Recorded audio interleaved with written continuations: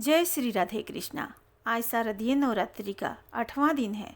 आज मैं आप सभी को माता रानी के जगराते में सुनी जाने वाली तारा रानी की कथा सुनाऊंगी।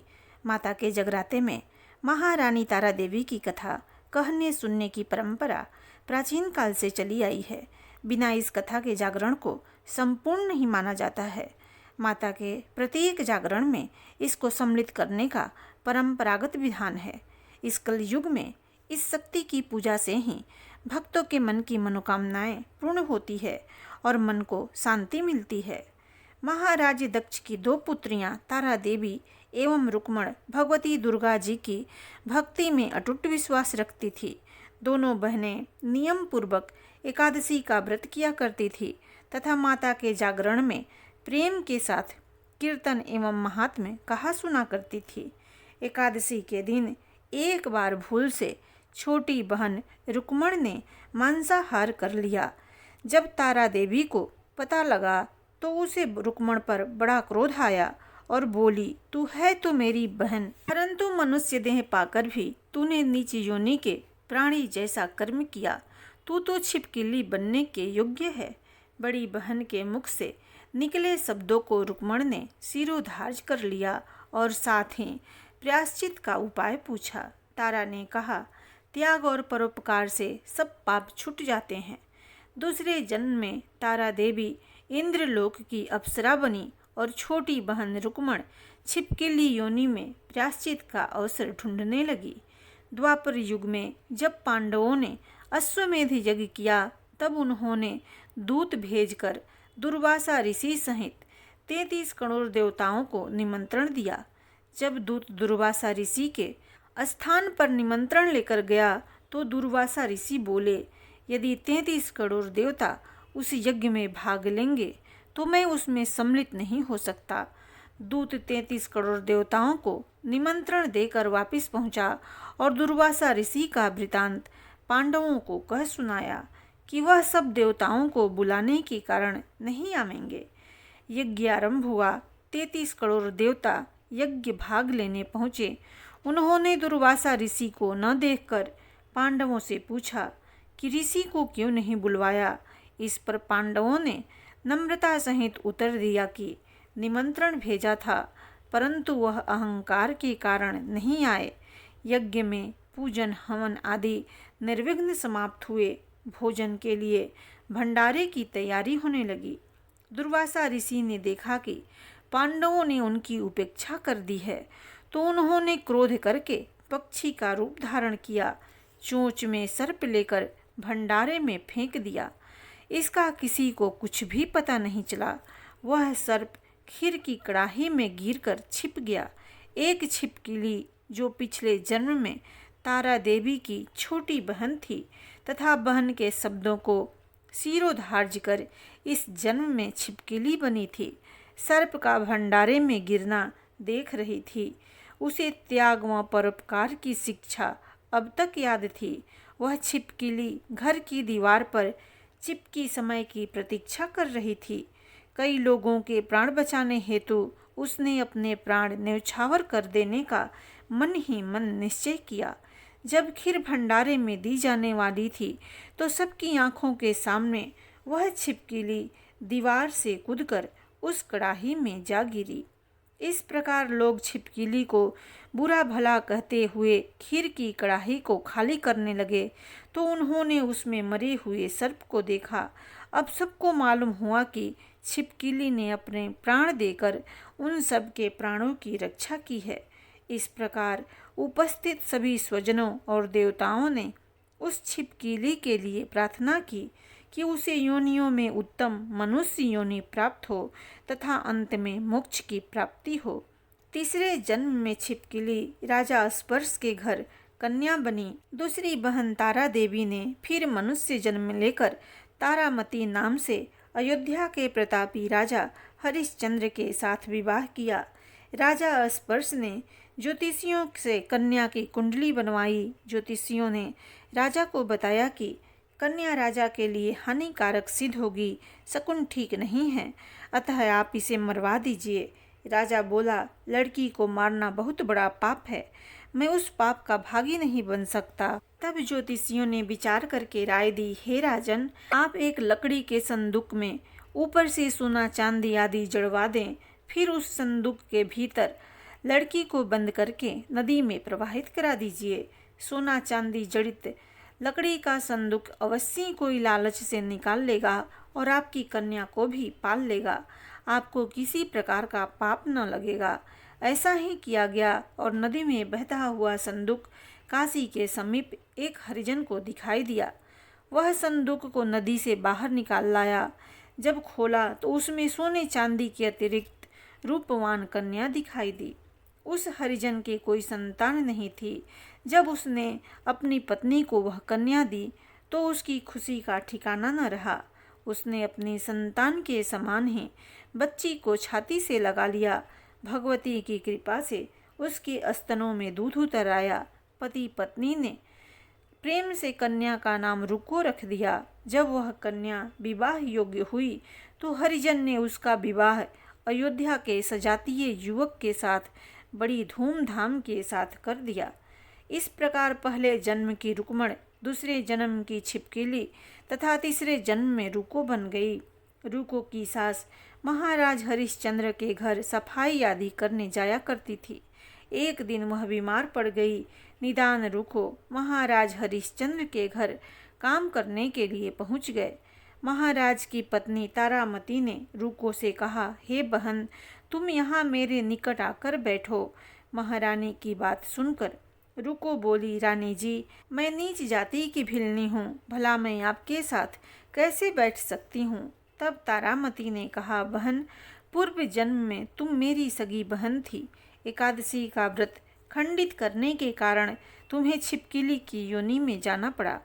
जो होना था सो हो चुका। अब तुम अपने इस जन्म को सुधारने का उपाय करो तथा भगवती वैष्णो माता की सेवा करके अपना जन्म सफल बनाओ। यह सुनकर रुको को बड़ी प्रसन्नता हुई और उसने उसका उपाय पूछा। रानी ने बताया कि वैष्णो माता सब मनोरथों को पूरा करने वाली हैं। जो लोग श्रद्धापूर्वक माता का पूजन व जागरण करते हैं उनकी सब मनोकामनाएं पूर्ण होती है। रुको खुश होकर माता की मनौती करते हुए बोली, हे माता, यदि आपकी कृपा से मुझे एक पुत्र प्राप्त हो जाए तो मैं भी आपका पूजन व जागरण करवाऊंगी। प्रार्थना को माता ने स्वीकार कर लिया।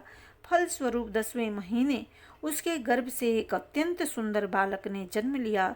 परंतु दुर्भाग्यवश रुको को माता का पूजन व जागरण कराने का ध्यान ही न रहा।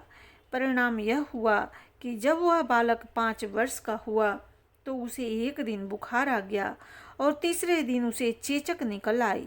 रुको दुखी होकर अपने पूर्व जन्म की बहन तारामती के पास गई और बच्चे की बीमारी का समूचा वृतांत कह सुनाया। तब तारामती ने कहा, तू जरा ध्यान करके देख कि तुझसे माता के पूजन में कोई भूल तो नहीं हुई। इस पर रुको को 6 वर्ष पहले की बात का ध्यान आ गया और उसने अपना अपराध स्वीकार किया और कहा कि बच्चे को आराम आने पर अवश्य जागरण करवाऊंगी।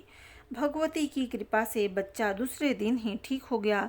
तब रुको ने देवी के मंदिर में जाकर पंडित से कहा कि मुझे अपने घर माता का जागरण कराना है, सो आप मंगलवार को मेरे घर पधार कर कृतार्थ करें। पंडित जी बोले, अरे रुको, तू यहाँ 5 रुपए दे जा, हम तेरे नाम से यही मंदिर में जागरण करवा देंगे। तू नीच जाति की स्त्री है, इसलिए हम तेरे घर चलकर देवी का जागरण नहीं कर सकते। रुको ने कहा, हे पंडित जी, माता के दरबार में तो ऊंच नीच का कोई विचार नहीं होता। वे तो सब भक्तों पर समान रूप से कृपा करती हैं, अतः आपको कोई एतराज नहीं होना चाहिए। इस पर पंडितों ने आपस में विचार करके कहा, यदि महारानी तारामती तुम्हारे जागरण में पधारे तो हम भी स्वीकार कर लेंगे। यह सुनकर रुको महारानी तारामती के पास गई और सब वृतांत कह सुनाया। तारामती ने जागरण में शामिल होना सहर्ष स्वीकार कर लिया। जिस समय रुको पंडित से यह कहने गई कि महारानी जागरण में आएंगी, उस समय सेनानाई ने यह सुन लिया और महाराज हरिश्चंद्र को जाकर इसकी सूचना दी। राजा ने सेनानाई से सब बात सुनकर कहा कि तेरी बात झूठी है। महारानी हरिजनों के घर जागरण में नहीं जा सकती। फिर भी परीक्षा लेने के लिए राजा ने रात को अपनी उंगली पर थोड़ा चीरा लगा लिया, जिससे नींद न आए। रानी तारामती ने जब यह देखा कि जागरण का समय हो रहा है परंतु महाराज को नींद नहीं आ रही है, तो उसने माता वैष्णो से मन ही मन प्रार्थना की कि हे माता, आप किसी उपाय से राजा को तुरंत सुला दें ताकि मैं आपकी जागरण में शामिल हो सकूं। राजा को नींद आ गई। रानी तारामती रोशनदान से रस्सी बांधकर महल से उतरी और रूको के घर जा पहुंची। उस समय जल्दी के कारण रानी के हाथ का रेशमी रुमाल तथा पांव की एक पायल रास्ते में गिर गई। उधर थोड़ी देर बाद राजा हरिश्चंद्र की नींद खुल गई। तब वह रानी का पता लगाने के लिए निकल पड़ा। मार्ग में पायल और रुमाल उसने देखे और जागरण वाले स्थान पर जा पहुंचा। राजा ने दोनों चीजें रास्ते से उठाकर अपने पास रख ली और जहां जागरण हो रहा था वहां पर एक कोने में चुपचाप बैठकर सब दृश्य देखने लगा। जब जागरण समाप्त हुआ तो सबने माता की आरती व अरदास की। उसके बाद प्रसाद बांटा गया। रानी तारामती को जब प्रसाद मिला तो उसने झोली में रख लिया। यह देखकर लोगों ने पूछा कि आपने प्रसाद क्यों नहीं खाया? यदि आप प्रसाद नहीं खाएंगी तो कोई भी नहीं खाएगा। रानी बोली, तुमने जो प्रसाद मुझे दिया है वह मैंने महाराज के लिए रख लिया। अब मुझे मेरा प्रसाद दे दो। अब की बार प्रसाद लेकर तारा ने खा लिया। उसके बाद सब भक्तों ने माता का प्रसाद खाया। इस प्रकार जागरण समाप्त करके प्रसाद खाने के पश्चात रानी तारामती घर की ओर चल पड़ी। तब राजा ने आगे बढ़कर रास्ता रोक लिया और कहा, तूने नीचों के घर का प्रसाद खाकर अपना धर्म नष्ट कर लिया है। अब मैं तुझे अपने घर में कैसे रखूं? तूने तो कुल की मर्यादा, मेरी प्रतिष्ठा का भी ध्यान नहीं रखा। जो प्रसाद तू अपनी झोली में रखकर मेरे लिए लाई है उसे खिलाकर मुझे भी अब पवित्र बनाना चाहती है। ऐसा कहते हुए जब राजा ने झोली की ओर देखा तो भगवती की कृपा से प्रसाद के स्थान पर उसमें चंपा, चमेली, गेंदे के फूल, कच्चे चावल, सुपारी, मखाने, छुहारे, नारियल दिखाई दिए। इस प्रसाद को ही बाटे का प्रसाद कहते हैं। राजा हरिश्चंद्र रानी तारा को लेकर साथ लौट आया। वहां रानी तारा ने ज्वाला मैया की शक्ति से बिना माचिस या चकमक पत्थर की सहायता लिए राजा को अग्नि प्रज्वलित करके दिखाई, जिसे देखकर राजा का आश्चर्य और बढ़ गया। राजा के मन में देवी के प्रति विश्वास व श्रद्धा जाग उठी। इसके बाद राजा ने रानी से कहा, मैं माता के प्रत्यक्ष दर्शन करना चाहता हूँ। रानी बोली, प्रत्यक्ष दर्शन करने के लिए बहुत बड़ा त्याग होना चाहिए। यदि आप अपने पुत्र रोहित की बलि दे सकें तो आपको दुर्गा देवी के प्रत्यक्ष दर्शन प्राप्त हो सकते हैं। राजा के मन में देवी दर्शन करने की लगन लग गई। राजा ने पुत्र का मोह त्याग कर रोहित का सिर देवी को अर्पण कर दिया। ऐसी सच्ची श्रद्धा और विश्वास देखकर दुर्गा माता सिंह पर सवार होकर उसी समय प्रकट हो गई और राजा हरिश्चंद्र माता के दर्शन करके कृतार्थ हुए। मरा हुआ पुत्र भी जीवित हो गया। उन्होंने विधि पूर्वक माता का पूजन करके अपराधों की क्षमा मांगी। सुखी रहने का आशीर्वाद देकर माता अंतर ध्यान हो गई। राजा ने तारामती की भक्ति की प्रशंसा करते हुए कहा, हे तारा, मैं तुम्हारे आचरण से अति प्रसन्न हूँ।